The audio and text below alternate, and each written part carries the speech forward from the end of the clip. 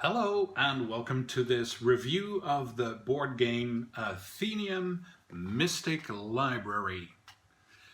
I have purchased a few games lately. Normally it's one at a time. I only get multiple games when it's my birthday, but this time I actually managed to get a few. Of those few, this one is my favorite. It is the biggest one. It has the biggest box. It has the most components, but that doesn't always say everything. In this case, it did have everything that I like in a game. It had a board. It had loads of components in it, and just playing it is something I enjoyed doing. I had to play it once with only my partner, just a two-player game to see how it goes. But today I got to play it with 3 people, which is better. I would say it's for 2 to 5 players, but I would recommend it. You can do it with 2. It works just fine. But with 3 to 5 players, I think it's nicest because, well, I've already explained this in the tutorial, and I made the tutorial a little bit longer because there aren't that many videos of it at this moment. If you're watching in the future, there might be loads of videos on this particular game. Right now, not that much, and so I made it a tiny bit longer than I usually try to make my tutorial. Still just 20 minutes. And then you should fully understand how to play this game. And I do hope you watch those videos. Anyway, but it has these cards in it, which with 3, well, what do you say? 3 compartments in it. The one at the bottom is what goes to you. The thing that's on the left goes to the player on your left, and the thing that's on the right goes to the player on your right. So when you're playing with 2 players, you give the top 2 things. They both go to the other player, but with 3 or more players, you at least give one thing to one player and one thing to another player. So that's why I think you play it more when you're with 3 or more players. But I'm still happy to do this with 2 people. Another thing I really like is it's personal, but again, this review is personal, is the color scheme. I do enjoy these colors. It's something different from the usual red, blue, green, and yellow. So yeah, it's very pleasing to look at. I like the whole idea. You've got your own big bookcase, and you're filling it up with books. You have to do that, and the idea is that you're doing all of this. You're being allowed to stay in the Mystic Library to study for your exams if you do a bit of cleaning up, and that's why you put the books back into the shelves. I like that idea that you're just putting books on your own player board. And you do have the opportunity to move them around. That's you need to get that action to move things around. An extra small element with putting the candles on top. It's quite simple. At some point you're allowed to take tiles from a bag, and there's always a candle on it and something on the other side. If you choose for the candle, you just put it right there and that's it. It's not overly complicated. Which brings me to a next point, another reason why I think this is a very nice game. It's not childishly easy, but it's easy. You can easily play this game with someone who's not really a gamer. Let's say if they've done Catan once or twice, and or Ticket to Ride, things like that. If they have given that a try and they enjoyed that, then this is definitely a game that would suit them, because it has all this stuff, but it's not that complicated. It has these steps that you go through. Step 1, play a card. Step 2, take what you get from the card. Step 3, use what you just got. And step 4, check if whatever you did this round, did it give you any points. That's all. Yeah, so that this is an absolute recommendation if you want to do a lighter game and maybe have something to play with players who aren't used to playing the big board games. This one is fine. In my opinion, in my experience opinion, this is a lighter game. And since it looks so nice, I mean, who wouldn't want to play that?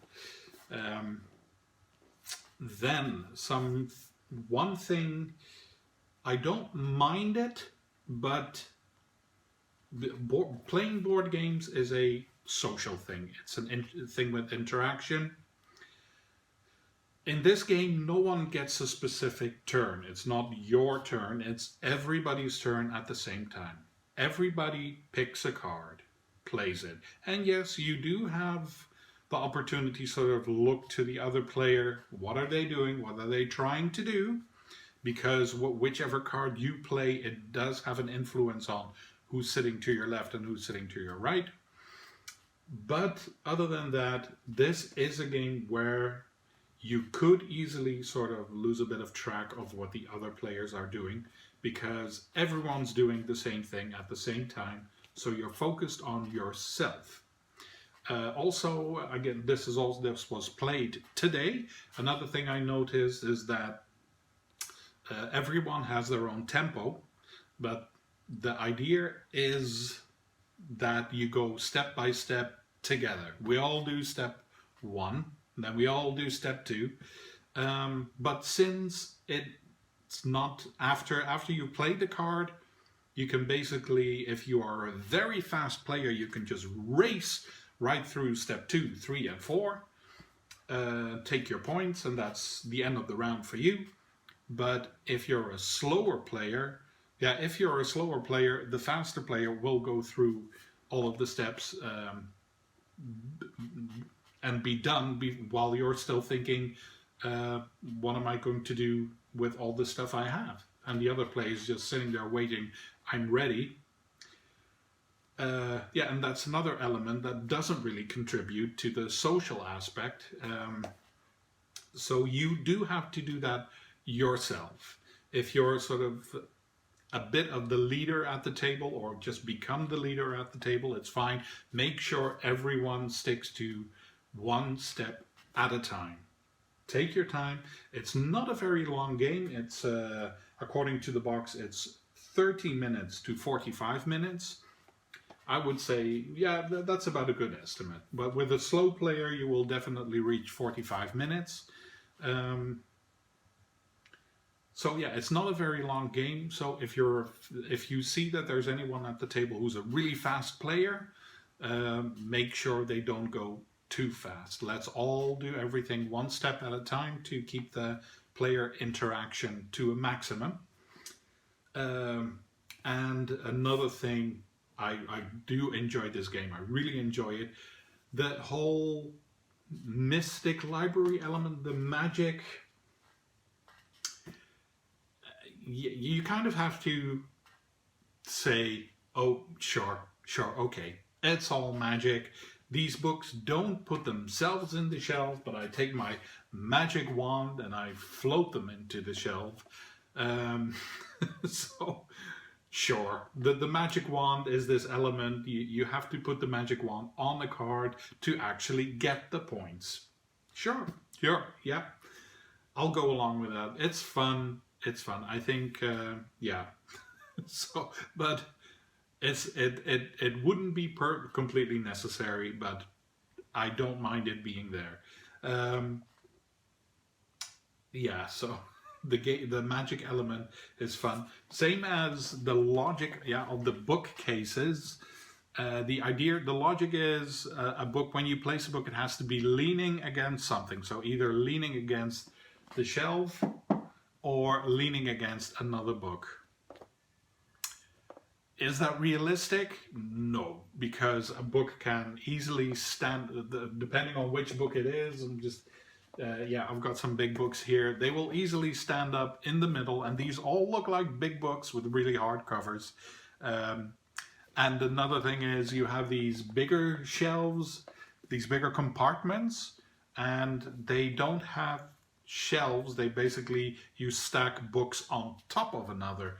Well, that's not really a thing in real life that I would see libraries do, stacking books on top of other books, unless you put them flat, horizontally. But here you have to stack them vertically, and you can't put one book on top of another book. Not really. You said, okay, but maybe that makes the rules a bit, because you're not allowed to take out a book on the bottom when there's a book on the top, because that book is supported by that bottom book. You might get confused by that, because you might, if you're not an experienced player, if you weren't properly listening, you might think that this book is on a shelf, but it's not, and you might make a mistake there. So yeah, so when you're playing this, let go of some of the realistic rules of how you put books in shelves, and then you'll do fine. And do keep them in mind, because I think once or twice I have made the mistake of removing a book somewhere, and then in the next turn realizing, oh, I wasn't exactly allowed to do that. I could say it, and then, well, usually I do say it, and everyone says, yeah, okay, whatever, we don't mind. But it's, yeah, you might be playing with someone who says, no, no, no, let's go back a turn, and we do all of this again. So keep an eye on what you're doing. Yeah, I'll wrap it up. I do like the mechanics, although they don't invite much social interaction unless you yourself do that. But yeah, it plays nice, just light, simple, fun. It looks nice. You have these cardboard chests, open chests, that you can put all the books in. It just looks lovely. No complaints here. I was missing some components. I told the publisher, I sent them a message through their website, and within half a day I already got a message saying, we are really sorry about that, and the new stuff is already on the way. So, and I'm not that much of a, I expect them, I don't expect them to do anything else than that. And if you have more than one board game, you know, you can, if you're playing it while waiting for the pieces to arrive, you can easily play it using pieces from another game. So yeah, I was missing, there's supposed to be 5 player pieces and I only had 2. So today with the 3-player game, I just played with a little spider token instead. So good game, my favorite of the 3 games that I bought recently, and definitely a recommendation if you're if you enjoy something light, or you know you're having a friend over who enjoys a lighter game, then this is the one. Yeah, I'm not sure what I've got one game coming up for you in the future. If you're watching this now, that's going to be an old card game from the late 90s. Yeah, well, there's new games coming up in the future, and some sort of recent games that I'll explain how they go. Keep watching them. If you feel like it, give me a subscribe, but you don't have to. And thank you for watching this review, and see you for the next one.